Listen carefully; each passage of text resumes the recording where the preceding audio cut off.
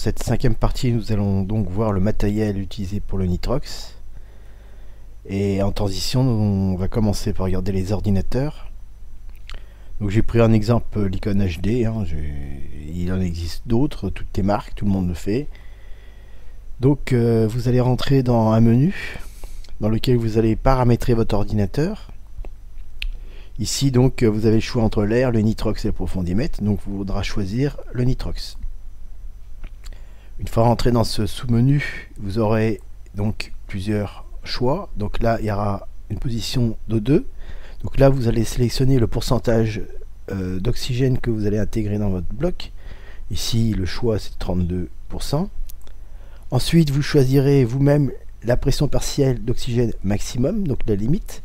Donc ici elle a été réglée à 1,4 et automatiquement il vous donnera la profondeur limite à ne pas dépasser la profondeur plancher.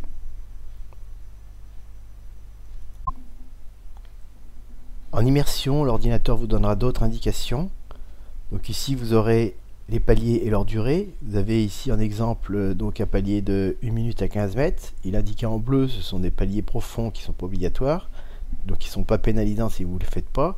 Vous avez 5 minutes à 6 mètres et 25 minutes à 3 mètres, ce sont les paliers obligatoires. Et vous avez le palier de sécurité en vert de 3 minutes. Vous aurez également une alarme qui retentira si vous dépassez la profondeur limite en fonction du pourcentage d'oxygène utilisé.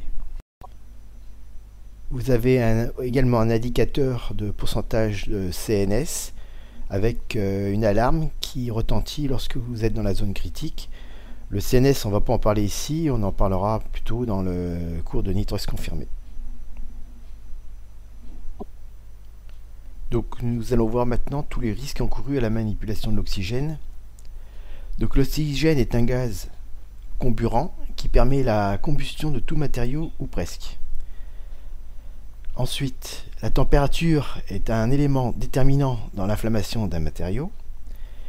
Et le fait de comprimer un gaz entraîne un échauffement. Plus on comprime un gaz rapidement, plus la température va s'élever. À l'ouverture de votre bloc, la pression dans le détendeur du premier étage passe instantanément de 1 bar, la pression environnante, à 200 bars. En passant de 1 bar à 200 bars, la température s'élève facilement de 500 à 600 degrés.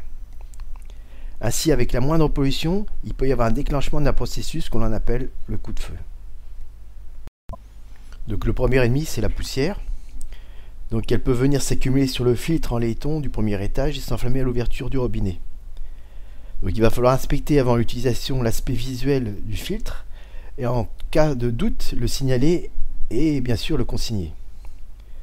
Donc il faudra purger également le robinet du bloc par une ouverture brève avant de monter le détendeur afin de chasser d'éventuelles poussières. Le deuxième ennemi, c'est la graisse. Donc toute introduction de graisse, qu'elle soit volontaire par lubrification du filetage ou involontaire avec des mains grasses ou par transpiration, est bien évidemment à proscrire. Un petit peu de graisse de l'ordre d'une tête d'épingle suffit pour déclencher un coup de feu. Donc le joint des blocs, lui, doit être en silicone et répond à des normes bien précises. Les joints en silicone résistent à des températures bien plus hautes que des joints qu'on achète dans le commerce, dans les magasins de bricolage, et qui peuvent malheureusement s'enflammer rapidement. Donc pour l'utilisation et la manipulation de l'oxygène, il est recommandé donc de manipuler les blocs enrichis en oxygène dans des environnements propres, avec des mains et des habits propres. Et éviter de bricoler des récipients sous pression et laisser faire des personnes qui sont formées et habilitées pour. Donc tous ces équipements devront donc être adaptés pour recevoir des mélanges enrichis en oxygène. Ce qu'il va falloir faire, c'est les identifier pour garantir au manipulateur de se présager des risques de coupe-feu et à l'utilisateur de se présager des risques d'hyperoxie. Donc pour les identifications spécifiques, donc on aura déjà celle du bloc. Donc le bloc sera identifié par sa couleur, ici jaune et vert, et par sa mention en toutes lettres nitrox. Pour les robinetteries, c'est également d'une couleur verte. Pour les premiers étages, les différentes marques que l'on trouvera sur le marché demandent la couleur verte, mais avec une particularité, il y a un pas spécifique qui est de 1/8. Ça, c'est pour éviter de se tromper et de brancher des produits qui ne sont pas oxy. Les deuxièmes étages sont également de couleur verte. Les manomètres, on les trouve aussi de couleur verte. Ensuite, nous aurons les analyseurs. Donc les analyseurs, sur le marché, on en trouve de différentes sortes. Ils nous servent à vérifier le pourcentage d'oxygène qu'il y a dans vos mélanges. Donc ça, c'est un contrôle obligatoire à faire avant l'utilisation pour vérifier et indiquer le pourcentage et pouvoir planifier votre plongée.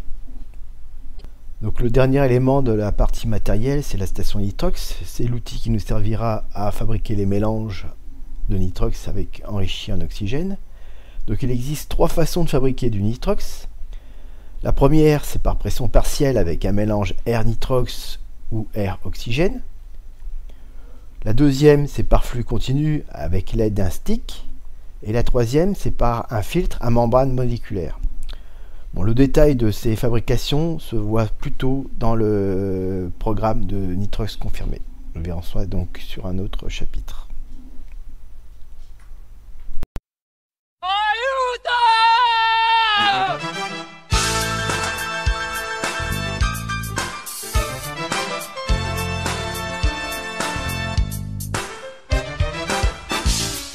Roberto. Yes? Your palmo. My village we have a say.